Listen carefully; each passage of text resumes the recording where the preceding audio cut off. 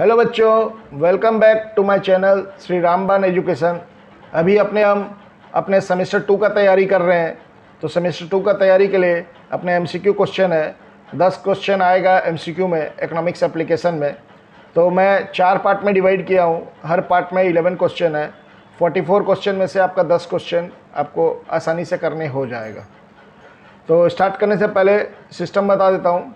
Question आएगा, फिर 4 option और चौथा ऑप्शन के बाद एक 10 सेकंड का टाइमर और उसके बाद आंसर।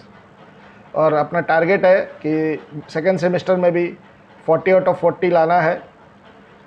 तो स्टार्ट करते हैं, और उससे पहले best of luck for your exam. Question number 1, which is the apex bank in India? Option A State Bank of India, option B bank of Baroda, option C Indian overseas bank, option D reserve bank.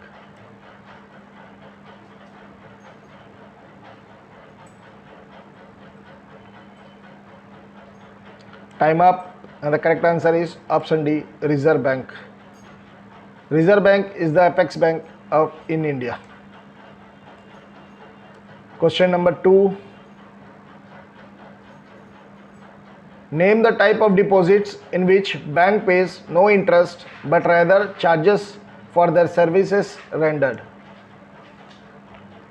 Option A, saving deposit, option B, overdraft, option C, fixed deposit, option D, current deposits.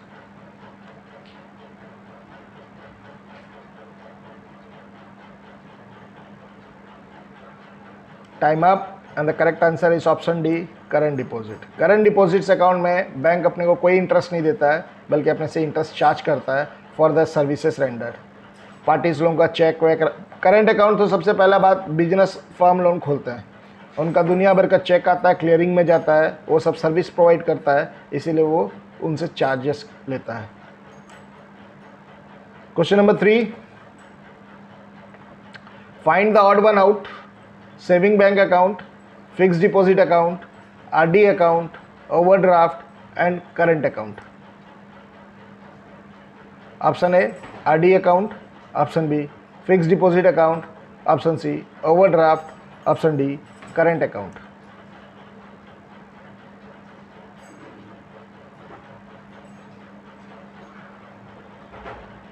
Time up and the correct answer is option C, overdraft. Overdraft जो है वो loan facility है। देखिए 5 option था, saving bank account एक नहीं दिया हुआ था, मतलब डिपॉजिट्स पूछ रहा था। तो डिपॉजिट्स में आपका आरडी डिपॉजिट है, फिक्स डिपॉजिट है, करंट डिपॉजिट्स है, करंट अकाउंट बोलो चाहे करंट डिपॉजिट बोलो।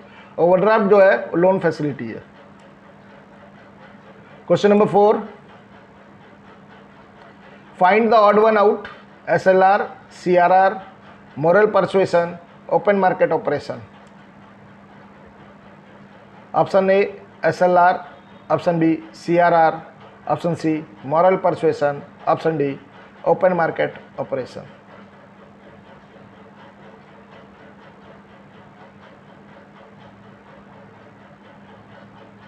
Time up and the correct answer is option C, moral persuasion.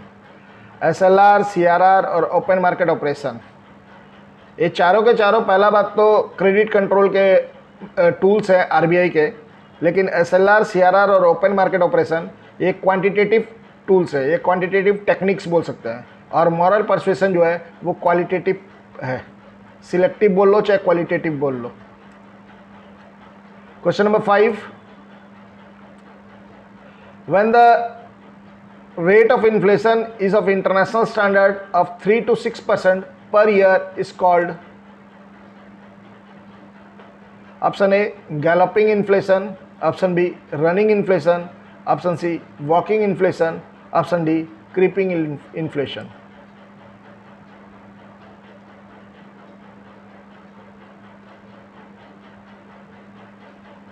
Time up and the correct answer is walking inflation।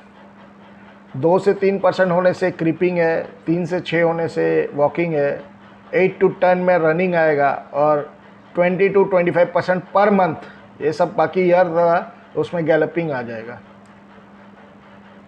Question number 6, effect of inflation on debtors. Option A gain, option B lose, option C no change, option D all of this.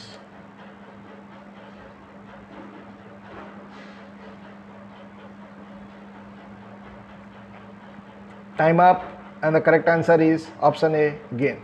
Debtor जो है हमेशा gain करेगा जब वो पैसा वापस कर देगा अपना क्रेडिटर को, तो मनी का वैल्यू इन्फ्लेशन में कम हो जाता है तो वो गेन करेगा। Question number 7,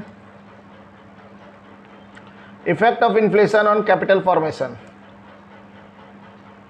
option A favourable, option B unfavourable, option C no change, option D all of this.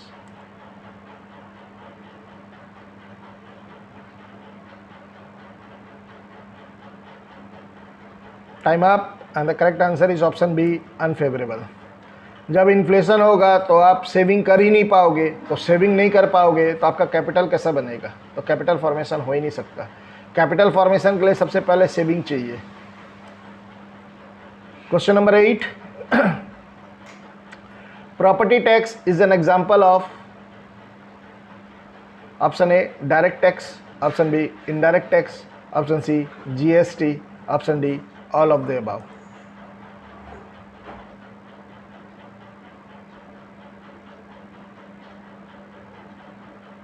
Time up and the correct answer is option A direct tax.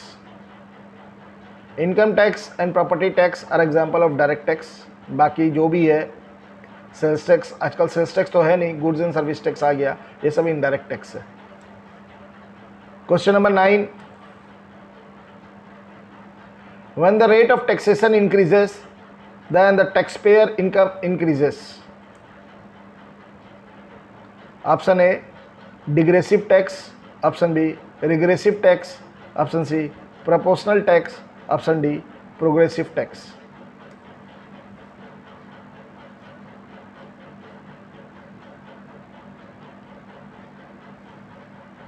Time up and the correct answer is proportional tax, progressive tax. जैसे जैसे income increase होगा rate of taxes भी increase होगा, progressive tax. Question number 10, the policy of converting public ownership of an asset to private ownership is called, option A nationalisation, option B globalisation, option C liberalisation, option D privatisation.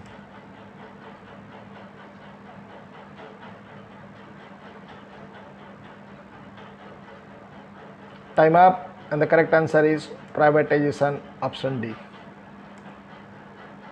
Question number 11, last question है, identify the type of taxation shown in the figure. Tax rate x axis में, sorry y axis में, और tax base x axis में है, और एक flat horizontal line parallel to x axis. Option A degressive tax, option B regressive tax, option C proportional tax, option D progressive tax.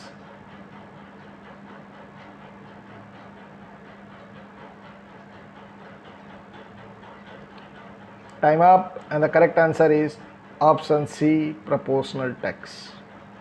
Proportional tax में whatever be the income tax rate same होता है।